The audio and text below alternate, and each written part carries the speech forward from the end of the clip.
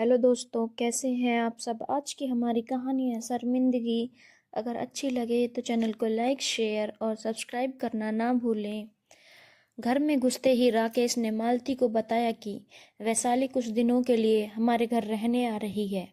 उसके सामने कोई तमाशा मत करना। मम्मी पापा तो रहे नहीं, अब उसके इस हमारे सिवा कौन है मायके के नाम पर। मैंने उसे बताया था कि तुम्हारी पथरी का ऑपरेशन होना है। डॉक्टर ने बोला है जितनी जल्दी हो सके उतनी जल्दी करा लो। तुमसे मिलने के लिए ही अपने बच्चों को सास ससुर के पास छोड़कर वह यहाँ आ रही है। तुम्हारी बहुत चिंता कर रही थी वह, शायद इसीलिए खुद को रोक नहीं पाई आने से। मालती रसोई में से अपने पति के लिए चाय बनाकर ले आई और कहने लगी, सर्दियों में भी आपकी बहन को चैन नहीं, मुंह उठाकर चली आती है रहने के लिए। गर्मियों की छुट्टियों तक तो ठीक है, लेकिन इतनी ठंड में मुझसे तो अपने ही घर का काम सही से नहीं होता। मैं कैसे उसकी जिम्मेदारी उठा सकती हूँ। उन्हें तो पता भी है मेरी तबीयत ठीक नहीं रहती।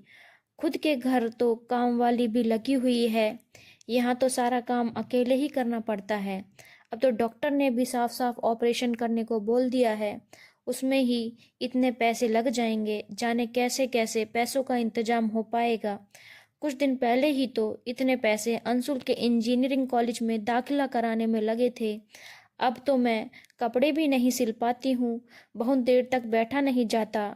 सबको मना कर दिया है मैंने। अम्मा खुद तो दुनिया से चली गई और तुम्हारी बहन की जिम्मेदारी भी मेरे गले पड़ गई। पहले उनकी पेंशन तो आती थी तो थोड़ा बहुत गुजारा चल जाता था। देखो मालती, तुम चिंता मत करो, मैं सब पैसों का इंतजाम कर लूँगा। बस तुम अपना ध्यान रखो और मेरी बहन के साथ भी अच्छी तरह से रहना। वह कुछ लेने के लिए नहीं, तुमसे मिलने के लिए यहाँ पर आ रही है। मालती बिना कुछ कहे ही रसोई की तरफ खाली कप उठाकर चली जाती है। राकेश भी मन ही मन काफी परेशान था।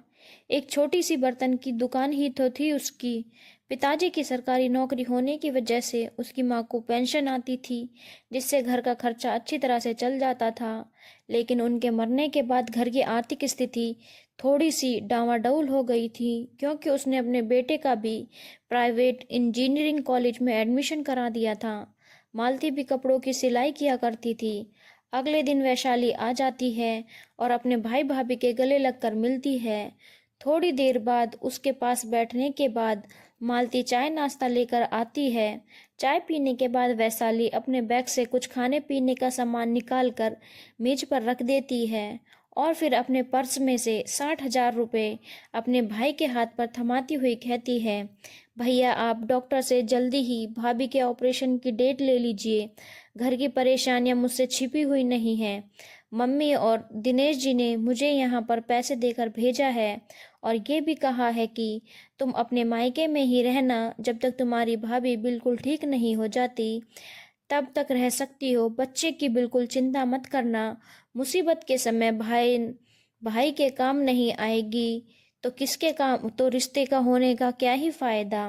वह जबरदस्ती अपने भाई के हाथ पर उसके मना करने के बाद भी पैसे रख देती है। मालती की आंखों में आंसू आ जाते हैं। उसे खुद पर बहुत शर्मिंदगी महसूस हो रही थी। वैशाली उसके आंसू पोंछते हुए कहती है, भाभी आप चिंता मत कीजिए, सब ठीक हो जाएगा। मालती के आंसुओं में उसके मन की सारी कड़वाहट धुल गई थी। वह अपने पति से भी आंख नहीं मिला पा रही थी।